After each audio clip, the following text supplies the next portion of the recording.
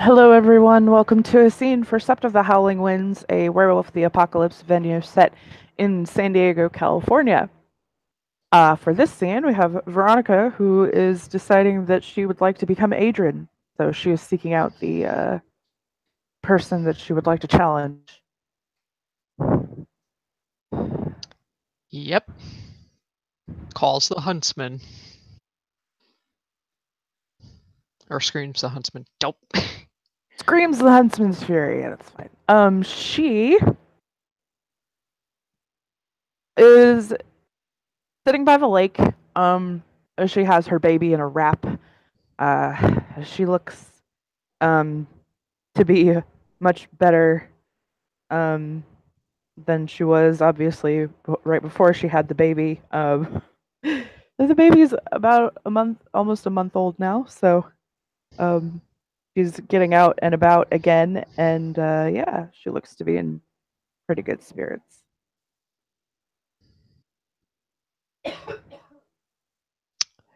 Veronica will wait until she's ready to talk. Yeah, when she sees Veronica approach, she'll stand up and smile. Veronica gives a smirk, but has a stoic look. Nothing but that confidence. I'm interested in a rank challenge. Raises her eyebrows a bit and nods. Arya. Yes. I was wondering if I could ask you to give me my challenge. I feel it would be very appropriate to ask other people than... I am a galliard of aged rank, so it would be appropriate for you to challenge me. Excellent.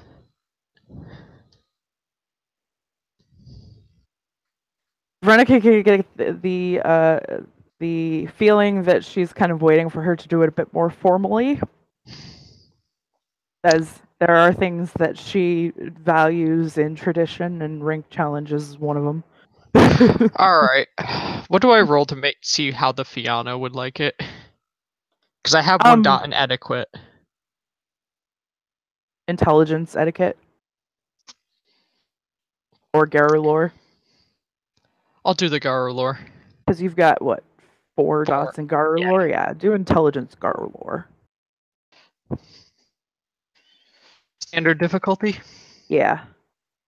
So 2 successes. Okay, so she would know that, yes, Fianna do value tradition. So basically it's just along the lines of,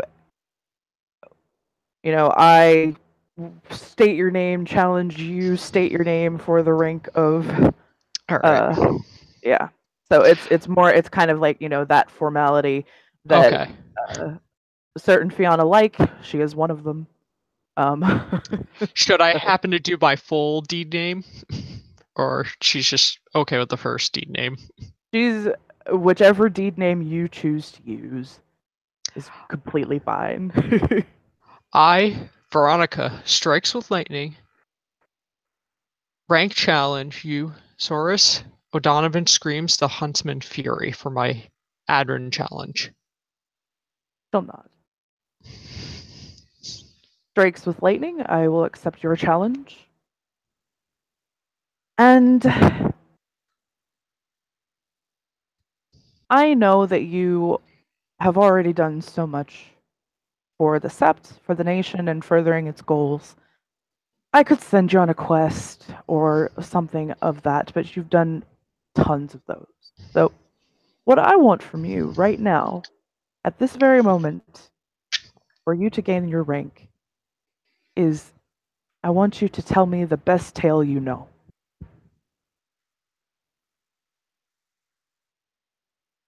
Out of game, that's awesome.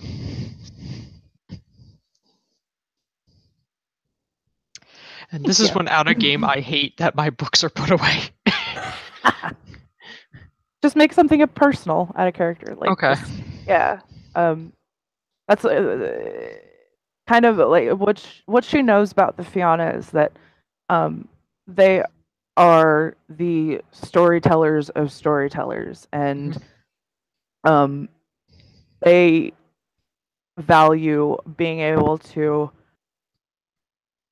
tell a story anytime, anywhere about literally anything. Oh, I know. It's just out of So, game. I don't have mhm. that skill, so a lot of times I like to type it and use the proper word. So this is an interesting challenge, and I know Yes. exactly what story I'm going to use. Yay! It's Awesome. Okay. it's a real So, life one. It's a real pack uh, one. ooh. All right. So yeah. So she'll deliver that, and she'll sit down with her baby and prepare to listen. I will tell you the tale before Petra was part of our pack. When the night was just starting and the moon was shining, we went to LA to seek an audience with the Silverfangs. One of my pack members, you may know them when they were Caroline, which that's what their identity was at the time, and I'll use that, She nods. was was with Tolia Petrova and Corey Petrova. Corey, unfortunately, out of game. Was it Corey that was sick with the poison, or No, it was Corey's son, Cyril. Corey's son was sick with an ailment that we had to figure out. They were not sure what was causing this. Caroline asked for me as the pack alpha as well as her pack member, since we are like her other family, to help her in her endeavors to find this out. And needless to say, somebody decided to tag along, which was a little cat that also offered assistance. They snuck in. But for reasons that I will not understand, but will later appreciate. As we're going in through the Karen, we find the Fianna that makes poisons there. Out of game, what's his name again? I'm Um, he is Dominic Harlow, Eyes of Nemain. Dominic Harlow was there. Aside from proper introductions were given, and we never met him before, but he seemed to act. We noticed certain things that he seemed to have a sadistic streak at first, and we were paying attention to his mannerism as he's going over various poisons, such, and is not fond of Corey's son because he's menace. In 5 minutes, the first red flag we noticed was we saw Dominic again at the other end of the hall. In 2 minutes, we knew something wasn't right. He can't be in two places at once. So, aside from I shift to Kyrnos and ask for an explanation, I called on our Philodox, Bailey, to ask him questions to figure out what's going on. So we could figure out the truth as well as we could help another innocent Garu. Bailey was able to discern that somebody was disguising themselves as Dominic. The one we were speaking to when Bailey was interrogated was the real one and was having a cure. He found out something.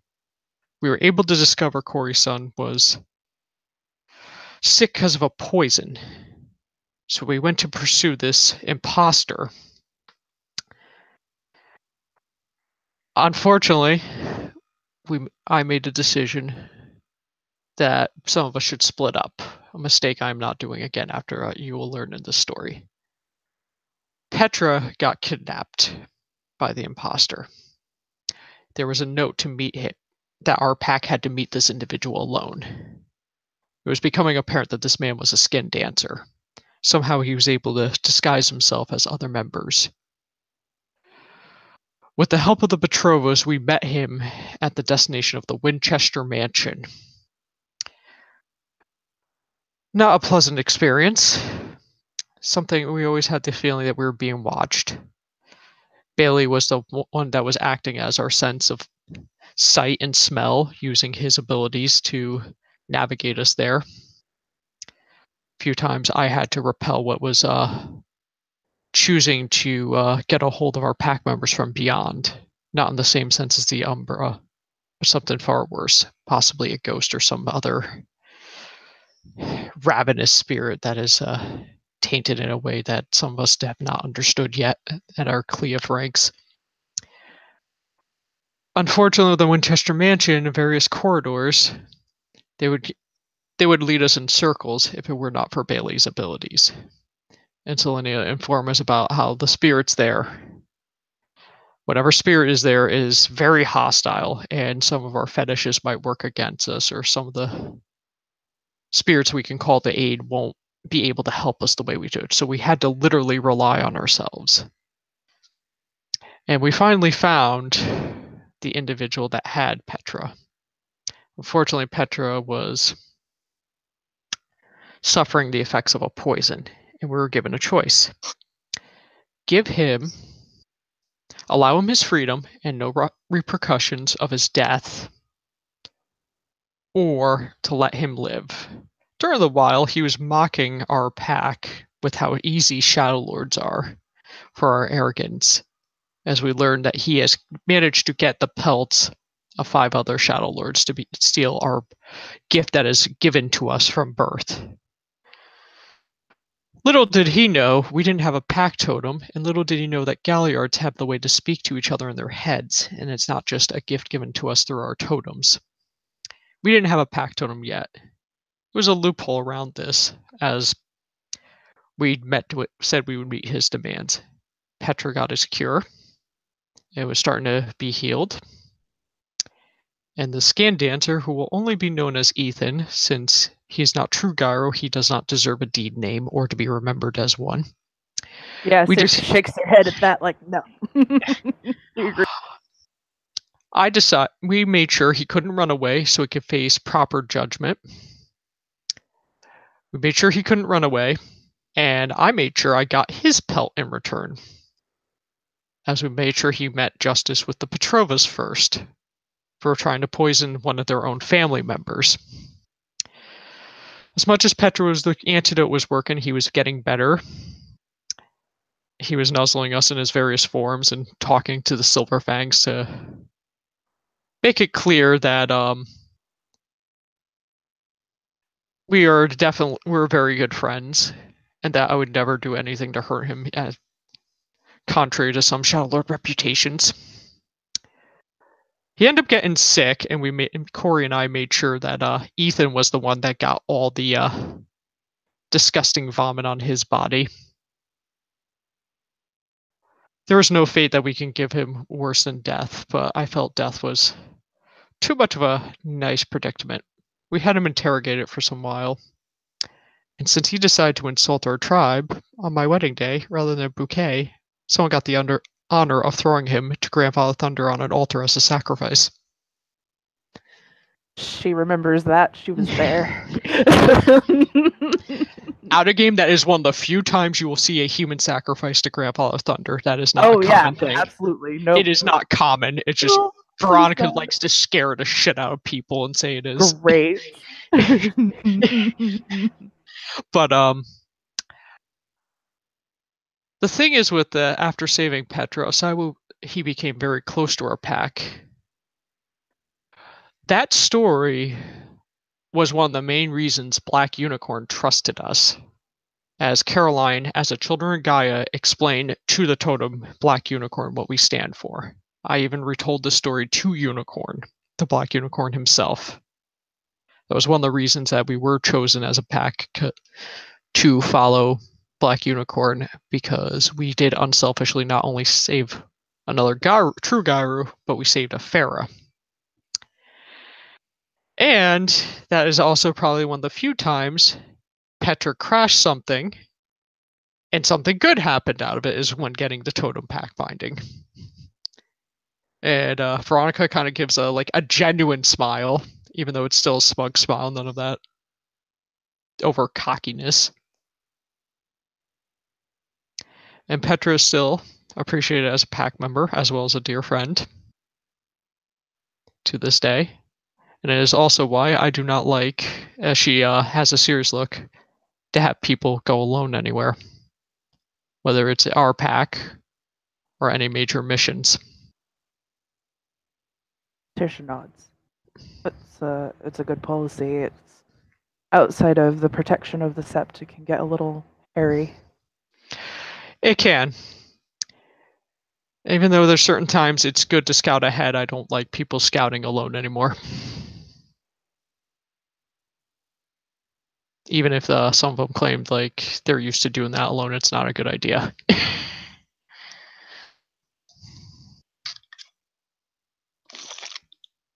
I figured you would appreciate a more personal tale,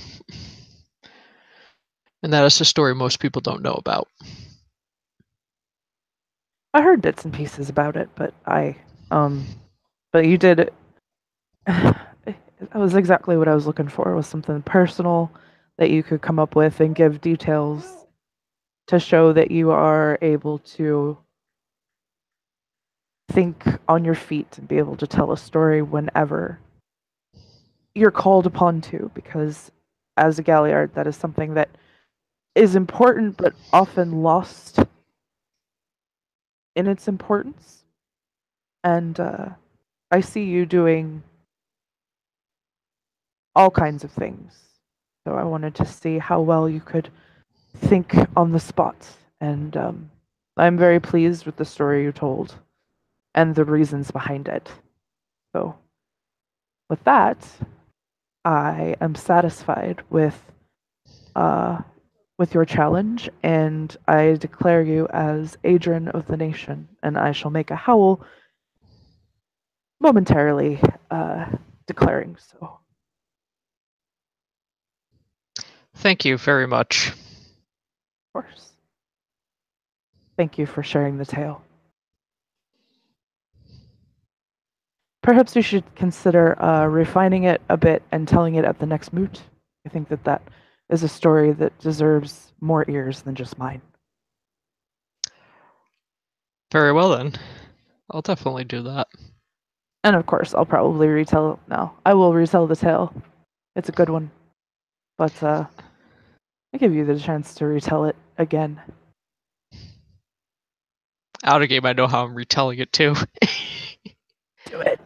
I'm gonna tell Petra to sneak in someone else's bag. So a random person will notice like a black cat just sneaking out and it's like, meow.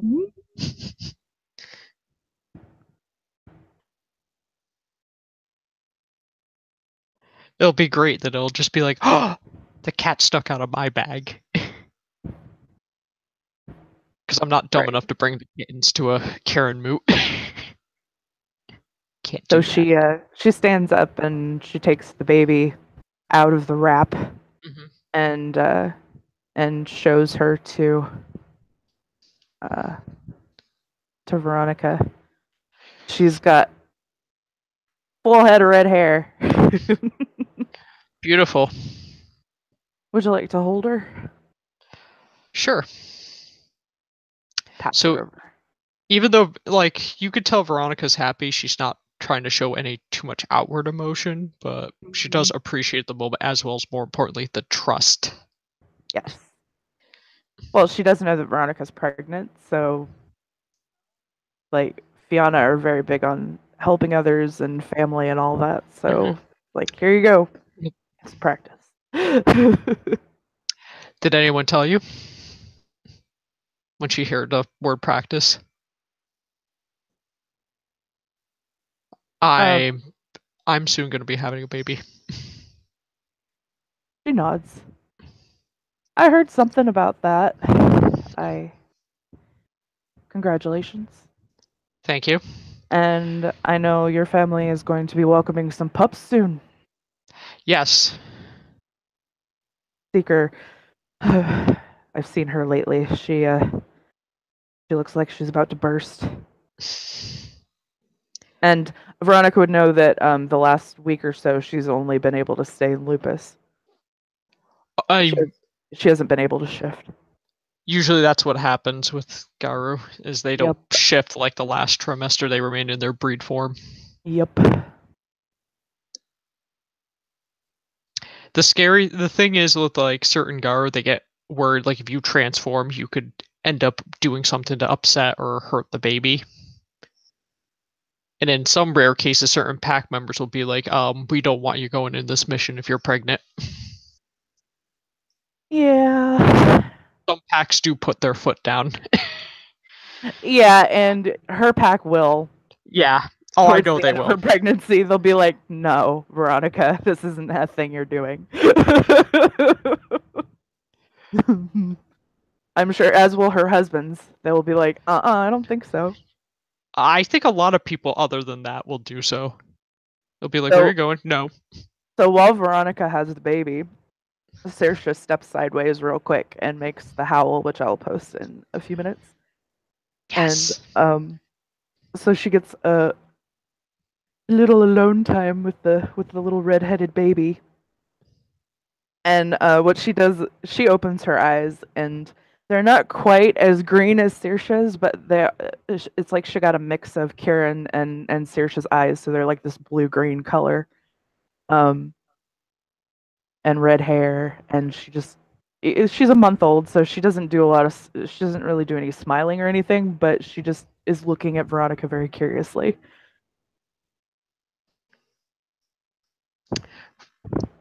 Veronica looks at her with a warm, serious look. Nothing like none of the menacing looks Hmm. that she would give other people.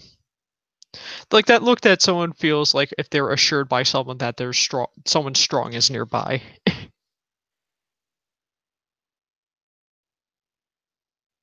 Veronica will fuck someone's shit up if they mess with that baby.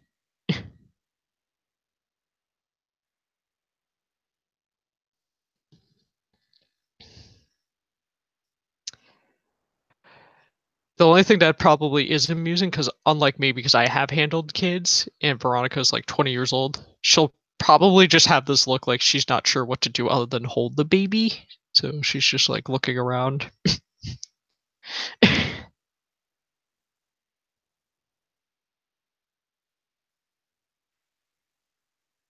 After a couple of minutes, Disher comes back,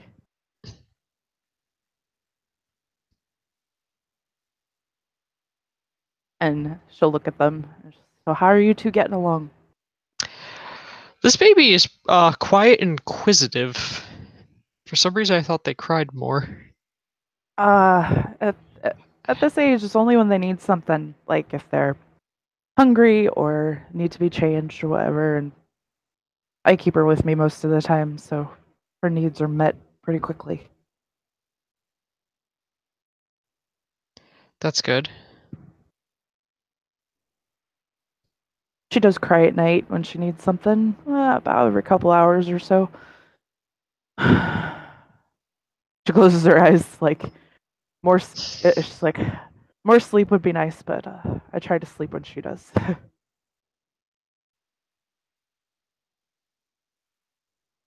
Something tells me you don't get usually someone helping you with babysitting. Mm. She shakes her head. No, that's not true. I choose to be with her most of the time. If I wanted to, I could take her to the daycare. I could. Karen makes me give her to him so that I can have a break. That's good. I have a Oh, feeling you two are good with it to each other. she blushes and smiles. When I met him, it's like the entire world made sense. And I can't imagine being without him. I feel the same way about my two mates. I don't like the idea of losing them. She nods. Hey,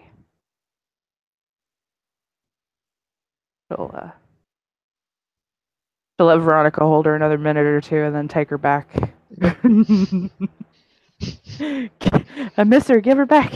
Um,